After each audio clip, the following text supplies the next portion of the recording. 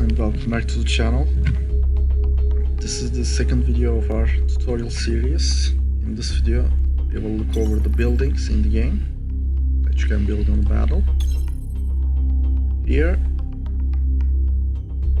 in the workshop you can see all of the buildings that you have unlocked. You will unlock the buildings as you progress in the game and will get different ones. We'll go over them right now. First of all, you have your headquarters, which is your most primary building. Headquarters is responsible for battle management. Without your headquarters, you will not have any command points to make units, and you actually have to upgrade it in battle to get more command points so you can make more units. For example, my level 1 headquarters will give me 24 command points, while level 2 will give 48, level 3 will give 72, level 4 will give 96 command points, and they will generate more energy and give off more resources as well. And you can upgrade them here. You have an health point upgrade, energy production upgrade, and the resource production upgrade, and the production increases per levels as well. So when you upgrade this, get this upgrade, your resource income will actually get higher and higher in each level. We are armor, visual range, and a deployment time upgrade, which I can go over later on. But basically, when you start off the battle, in PvP battles and in some missions as well, you will have a deployment time where the buildings will be completed in like 2 or 3 seconds. So you use that time to set up your base and get your basic buildings out, and this increases that time second by second. And the last upgrade, the initial resource stocks upgrade, and it's really simple. Really, as you get this upgrade, you will just have much more resource in the start of a battle, so it's actually a good one, and you can prioritize that. Next up, we have our construction yards. When you only have a headquarters in the battle, you can just make a construction yard, and you have to make a construction yard to build other buildings. So you will have to build this one in the battle. There are different upgrades on it. The basic ones like health points and armor. An upgrade for reducing the construction and repair times, and one that increases visual range. So you should get these upgrades, these 2 lines. Of course, you should get the other ones as well, so your buildings will not get destroyed too easily.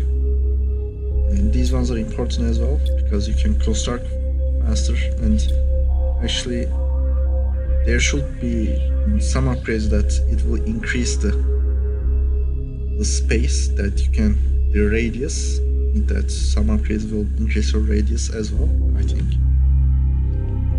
Next up, we have our power plants, which will give energy so you can the other buildings will work. There are of course same upgrades again, armor and health points. And there are 2 other upgrades that will increase the production, and you need to upgrade this one as well. It may not be very critical, but you perhaps instead of building 6 power plants in a battle, you will survive with 5. So it's good to get these upgrades. Next up, we have our supply center, and supply center is very critical as well.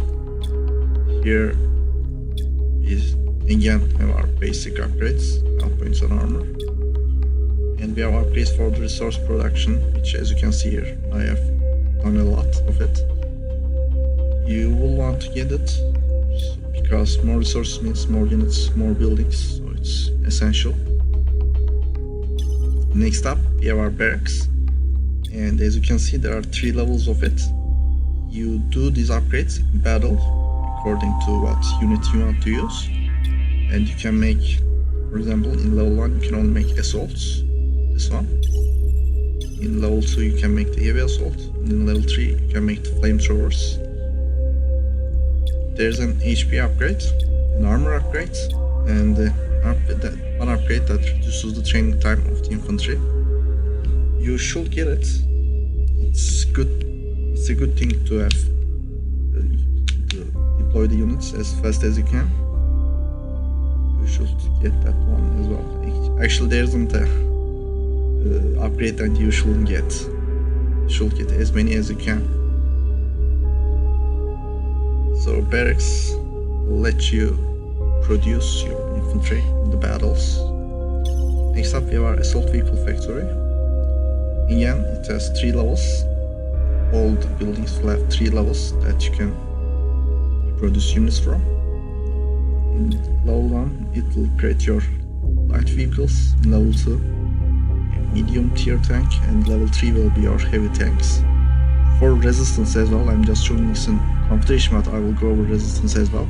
But it will mostly be the same except for defensive structures. Again, it has an armor and HP upgrade, and an upgrade for increasing the production time. And I don't know if you have noticed, but some upgrades will require you to do another upgrade to unlock it. For example, automatic part duplicator will require the metal framework W2MC in order to open it. So you have to get this one, max this one out, I think, the toner upgrades, to open the next level of this one. So you pay attention to that. Next up we have our special vehicle factory. This is where you will be producing your special vehicles like anti-aircraft units, siege units, and the Chameleon or the energy shield. Same upgrades, armor, HP, production time. We have our aviar factory where you will be making your aircraft from. Same upgrades, 3 levels, HP, armor, production time. Level 1 will be your helicopters, level 2 fighters, and level 3 will be bombers. Next up we have our airfields. This is where your fighters and bombers will stay, and they are in a fight, and they will get fuel, ammunition, and they will get repaired if they get damaged in here. You have to make one of them in order to produce a fighter or a bomber. If you don't have an airfield, they will just stay in the QE and they will not be built.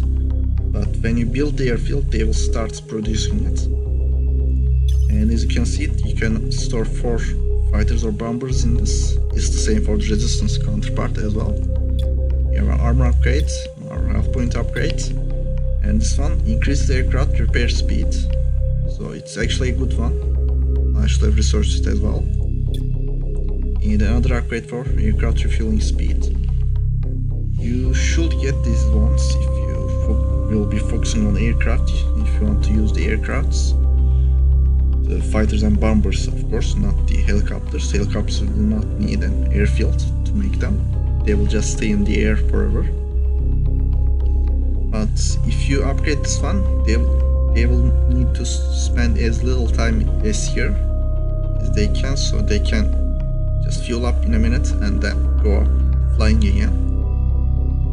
Next up we have our shipyard. Well, this is where you'll be making your ships. Same upgrades, armor, health points, production time. We have 3 naval units, and you probably noticed that we have 3 different units in each building. In next years, I think, in next upgrades, we might see some new units. It was mentioned in a post by the developers, but it's not. It's not. It may come. It's not a definite information. This is where you make your ships. And the next building, actually I haven't opened yet, is your super weapon. Ion cannon for confederation, and your nuclear head for resistance, nuclear warhead. You actually need to do some different stuff to open it. It's a very late game building. You don't have to get it, and it will actually, you can get it in higher levels, and I actually haven't seen many people use it that much. So don't worry if you don't get it immediately. it's not that critical to your game. Next up, we have our walls. Pretty simple. Just build them and the enemy can't pass it. They have to destroy it to get past them. I haven't upgraded them. As you can see, there are just 2 upgrades, HP and armor. They don't do anything, they just block the base. You can use them in some maps. They can be really good to block out some paths that lead to your base. But I haven't used them much. It's not that important in my opinion. And next up, we have our defensive structures. They are different in confederation resistance. I will go over the resistance ones as well after I do the confederation. For confederation on land, we have our 2 defensive structures. First off is bunker, and as you can guess, it's pretty tanky. It's a really high armor and HP, and it has a stationary machine gun, so it's good against infantry, but it will not be very efficient against armored units, especially heavy tanks. As you can see here, they have low damage against higher tier armors, and better damage against armor 1, which is equipped by infantry. There are different upgrades on it: HP, armor, damage upgrades for the machine gun. This one increases accuracy, and this one increases visual range. And actually, as you upgrade the weapon, in some levels it will also give you extra range, so it will actually get better in time. Next up, we have our rocket tower. This is actually a pretty good one. As you can see here from the progress bar, I have upgraded it. It has a good HP, good armor, and it has a high damage both against infantry and vehicles, but it's much higher for the vehicles. It has a good range, good rate of fire, good accuracy. If you want to play it defensively, play the game defensively, or have to protect something while you boom up, it's a must get. I think it's pretty good. It has different upgrades on it: HP, armor, and as you can see here, actually this upgrade will not increase the damage, but it will increase the range. So there are upgrades like this that will increase your range. There are an upgrade on the rockets. It fires extra damage and increases the explosion radius. And this one increases accuracy, target acquisition system. Next one is air defense. It's anti-air, of course. It will be pretty good against enemy fighters, bombers, or helicopters. If you upgrade it to a certain level, it will definitely hold itself against the enemy fighters, and they will need to at least attack with 3, 4, or 5 fighters to destroy it in a single shot. You should upgrade it. I haven't actually. I should have. Next up, we have our torpedo platform, and this is a defensive structure you build on the water. And of course, it has a torpedo launcher against ships. It's pretty good. And it also has a stationary SAM launcher, so it can also attack aircraft as well. So it's good. It can protect both your coastline and from your enemy fighters. It has a bunch of different upgrades on it: HP, armor, and an upgrade for the torpedo launcher. This reload time and aiming time. An upgrade for the torpedoes. An upgrade for the anti-aircraft gun. For the rockets, active sonar, so it will increase the accuracy of weapon 1, which is torpedo launcher. And there's a target acquisition system again for the launcher. So this is pretty much it for the confederation buildings. Now let's have a look at the resistance buildings.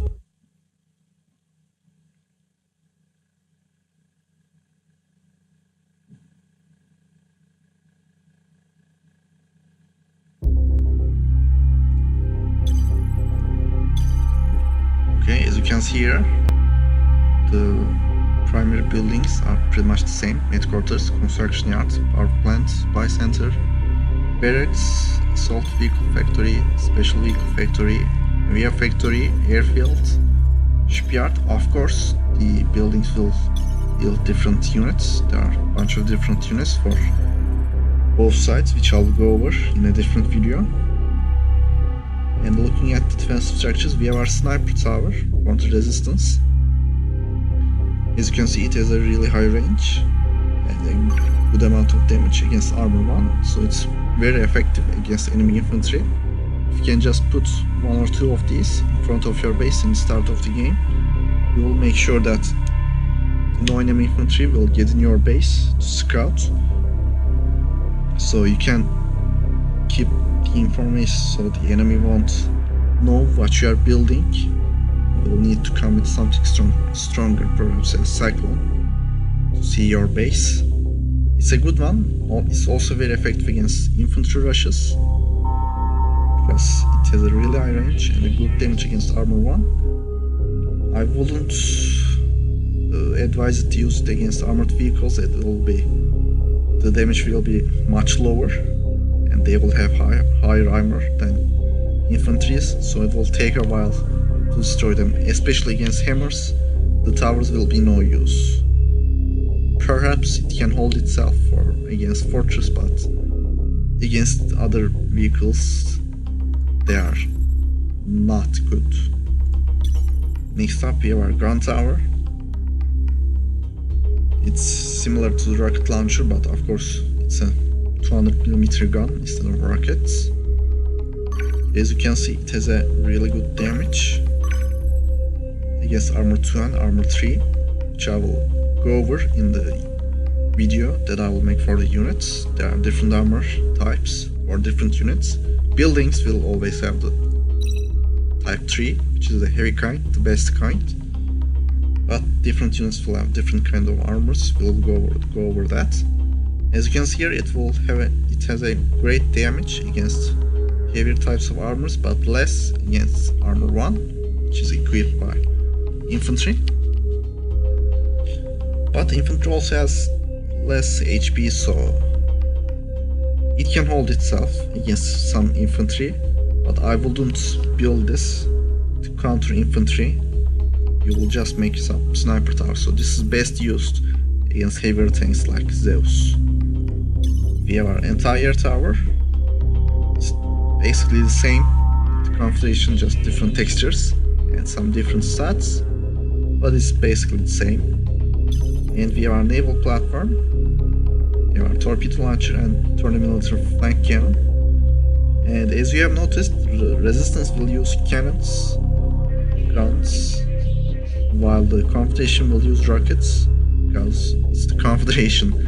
They have a much higher technology than the Resistance, while the Resistance will use earlier types of weapons, more primal ones. And these are pretty much it for the vehicles, for the buildings, I'm sorry. And as you can see, every building will require a different amount of energy and has a different cost to build. For example, barracks is just 80 credits to make it to level 1, and to upgrade it to level 2 you will need 100 credits, and the required energy will also go up, so you have to be careful of that. You can just give the credits and make the upgrade, but it will not build unless you have the required energy for it. And it will just stay there until you make your power plant or use an energy boost in the battle.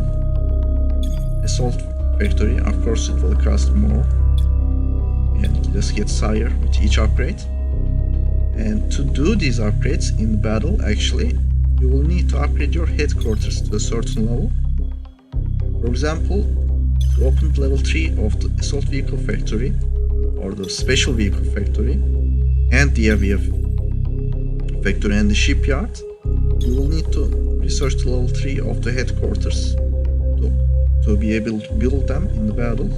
If you have level 2, that's the maximum you can go. You can just make it up to this unit, and after you get the level 3 on your headquarters, you can get the level 3 of the building and you can get the tier 3 units.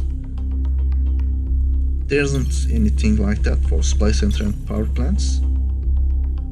And when you are making these buildings, actually you can make a certain number of them. So you can just spam 10 barracks with level 2 headquarters. After you research your headquarters to level 4, you can make as many of them as you like. There isn't any limit like that for supply center or power plant or like those buildings, and there's a limit for construction yard as well. There isn't any limit for power plant or supply center, so you can just spam them. But to make 3 assault vehicle factories, you will need to research level 3 headquarters, and on level 2 you can only make you can make just 2 of them. Same for other buildings as well. There isn't any limit for defensive structures, you can just spam them as well. And that's pretty much it for this video. I will see you in the next one.